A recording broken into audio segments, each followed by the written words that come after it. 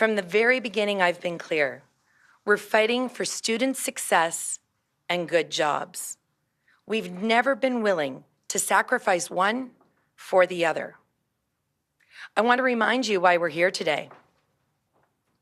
My 55,000 co-workers are the backbone of Ontario's public education system. Without us, schools wouldn't function.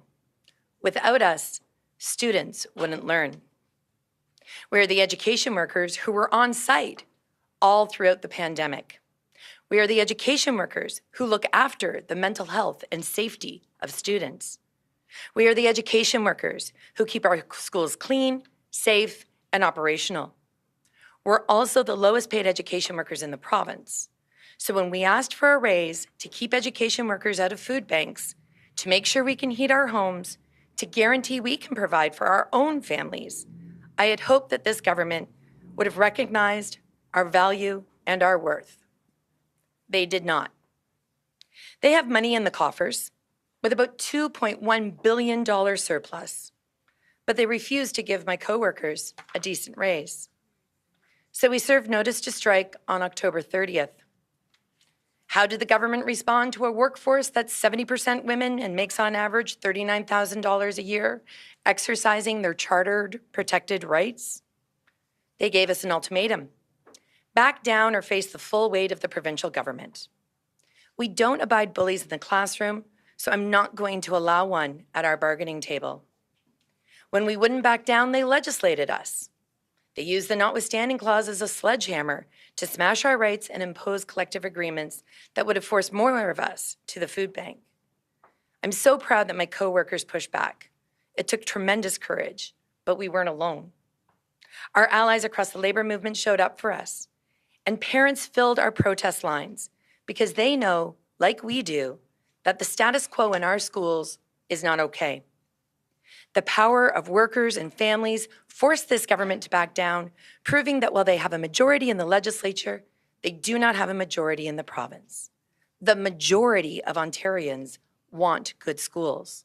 The majority of Ontarians want education workers to be able to put gas in their car without having to work a second job. The majority of Ontarians believe that students deserve every support and every chance to thrive and develop. That's why it was so crushingly disappointing after the groundswell of support that led to the lightning-fast repeal of Bill 28 to get back to the table and see the government's offer. After hearing that powerful majority, the government stuck their head in the sand. After hearing for parents desperate for investments in our schools, parents chose their friends who continue to whisper in their ears about the path to privatization. I want to lay out what government offer contained and what it did not. They offered my coworkers a $1 raise per hour for each year of our collective agreement. That amounts to $1,633 per year. To the average worker, because I know you all love percentages, it's about 3.59%. And let me be clear, that's a win for workers, but it's not enough. It's not nearly what we deserve for the care and effort and incredible passion we put into our jobs. And it's certainly not enough to make up for a decade of having the government's hands in our pockets through legislative interference in our collective bargaining province. But it is more than the government wanted to give us, and it only happened because custodians, early childhood educators, educational assistants, office workers, maintenance workers, trades, library workers, and so many more realized our power. It only happened because my coworkers and our incredible allies made it happen. So while it's not enough, a $1 an hour raise is a win for wages. But way back 167 days ago, I told you this was never just about wages. And that is my message again today. This fight started with a focus on services for students. Parents swelled our lines to demand better for their children, and we're not prepared to back down now. We will not abandon parents just because Doug Ford waves a loonie in our face. We are not that easily bought, nor that easily distracted. We have asked, we've implored, we have practically begged.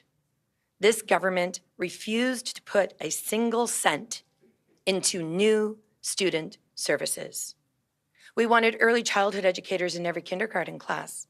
We wanted EAs supporting not just students with special needs, but having the appropriate time to do so.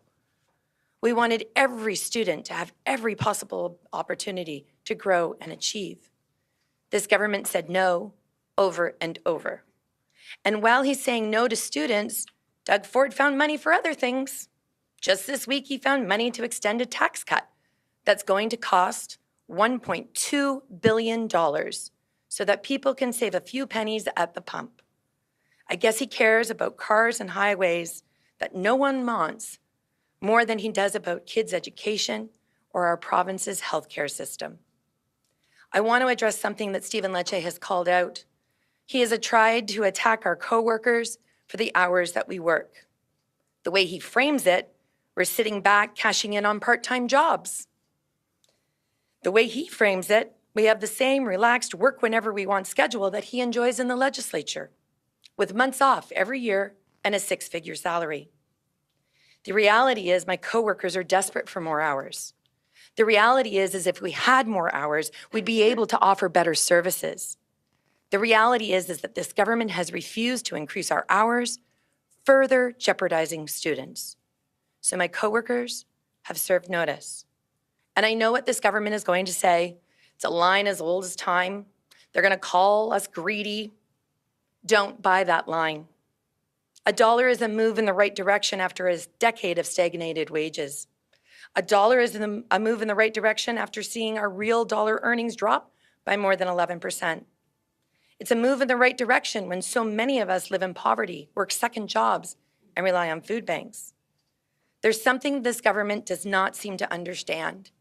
We love our jobs. We love the students in our schools, and we absolutely want what's best for them. So they're going to call us greedy, and they're going to say that we've been on a warpath to strike. But parents, like me and so many of us up here, we know the truth. Parents know that it is my coworkers who showed up at schools throughout the pandemic when everyone else stayed at home. Parents know that it's my coworkers who look out for their children when they can't be with them themselves. Parents know that while education workers do their absolute best for students day in and day out, this government continues to ignore them and underfund our schools and lie to the public. Parents showed up for us for all of these reasons and more, and I want to take a second to say something directly to the parents watching right now. Our entire 55,000 person strong membership is grateful for your support. We are not going to let this government overlook your children anymore. We are in this fight for you. I'll be honest, this isn't where I wanted to be. My coworkers hoped this government would accept our reasonable, affordable, and necessary proposals 167 days ago. We hoped they would recognize the urgency of our workers' plea when we held our historic strike vote. We hoped that they would respond to last week's show of parent and worker solidarity. I've been disappointed at every turn by a government that categorically refuses to invest in our schools and prioritize our students. I'm so proud of my coworkers for doing the hard thing and for standing up for what is right, what is needed, and what is just. We have 5 days before this strike notice period expires. That is 5 days for this government to recognize the opportunity that they have to make a difference in the lives of 2 million Ontario students. 5 days. And then education workers, parents, and every ally who cares about young people and public education in this province will make their voices heard once more. I urge the Ford government to seize the time we have and do the right thing. Come forward with a deal that truly helps students catch up. I'm now going to turn it over to Mark Hancock, National President of CUPE.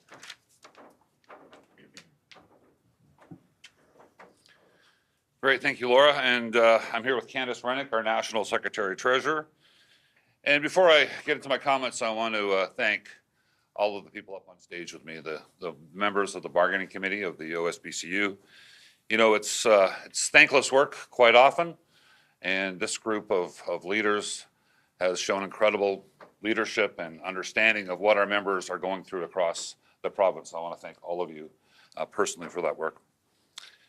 So let me start off by saying nobody's exactly sure what's going to happen over the next few days, but we do know a few things for certain.